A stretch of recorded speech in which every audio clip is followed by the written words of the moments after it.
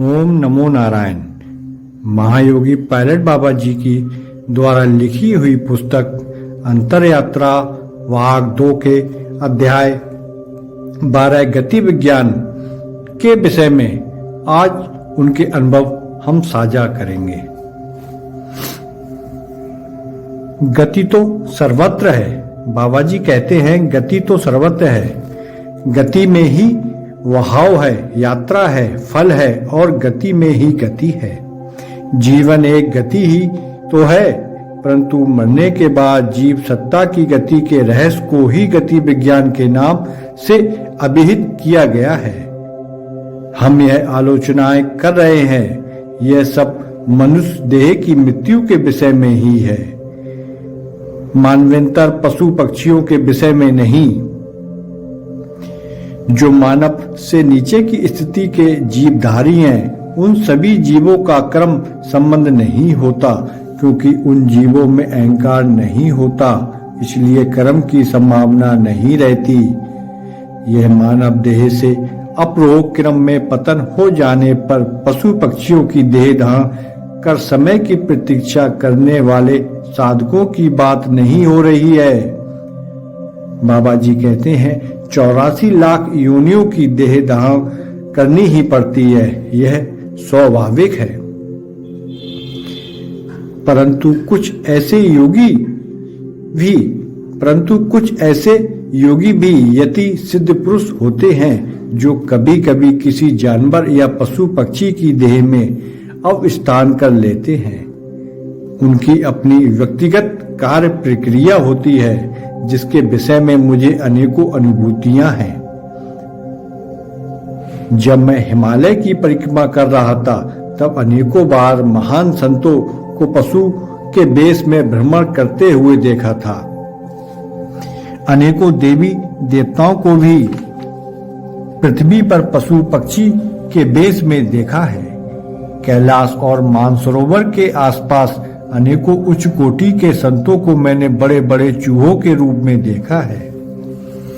मैंने उनका दर्शन लाभ किया है, उनके साथ रहकर देखा है वे ऐसा क्यों कर रहे हैं, ऐसे क्यों रह रहे हैं, इसका कारण तो है, पर यह कहा नहीं जा सकता। आगे बाबा जी बतलाते हैं, जिन्होंने मृत्यु पर विजय प्राप्त कर ली है या अमरता को प्राप्त कर लिया है, आम जनता के बीच में रहना उनके लिए संभव नहीं है। संसार और सामाजिक जीव काल की गणना के अधीन है और वे लोग तो काल से परे हैं। समय की प्रक्रिया तो काल राज्य में गुजरेगी ही। ये लोग जिसमें हम सब रहते हैं, ये परिवर्तनशील है, ये आवर्तन चक्र में गतिशील है। इस आवर्तन मार्ग में जो कुछ भी आता है, उसमें गति का अपना महत्व है। यह गति है, यह क्रिया है, इसके बिना परिवर्तन संभव ही नहीं है।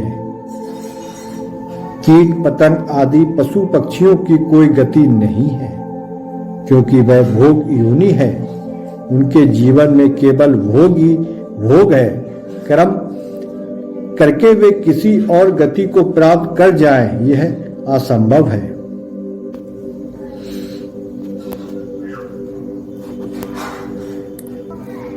परंतु मनुष्यों ने बहुत से जानवरों को अपने मार्ग पर डाल दिया है।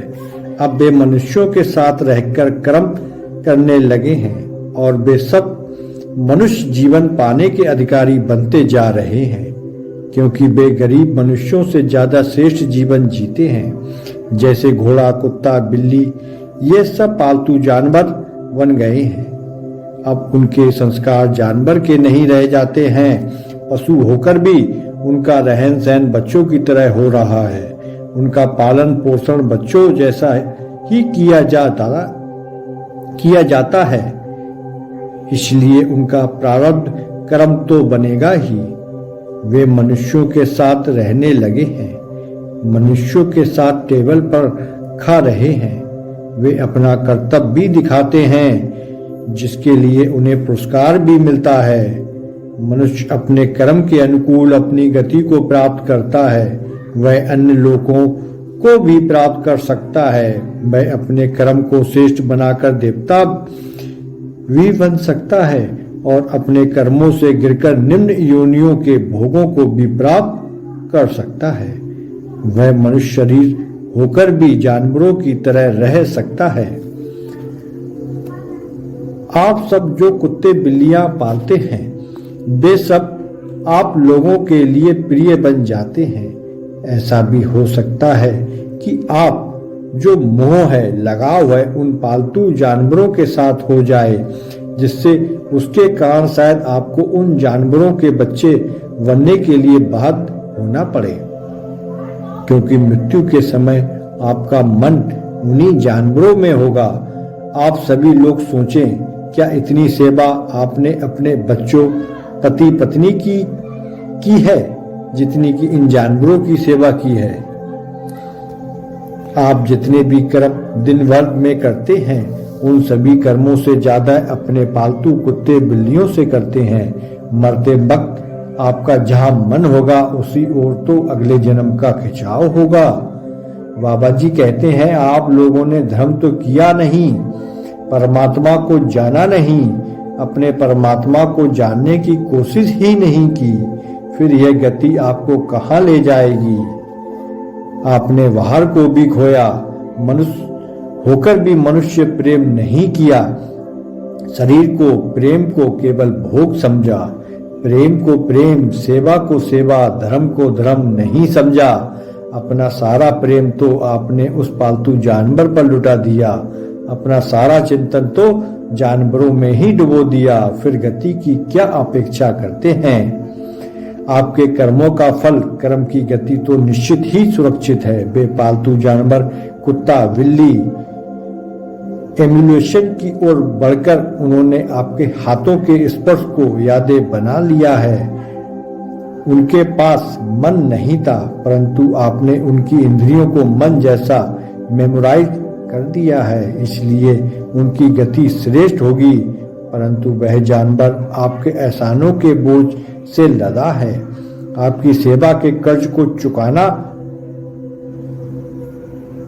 चाहता है उसे, इसलिए वह मनुष्य बनकर आपको अपनी संतान के रूप में प्राप्त करेगा।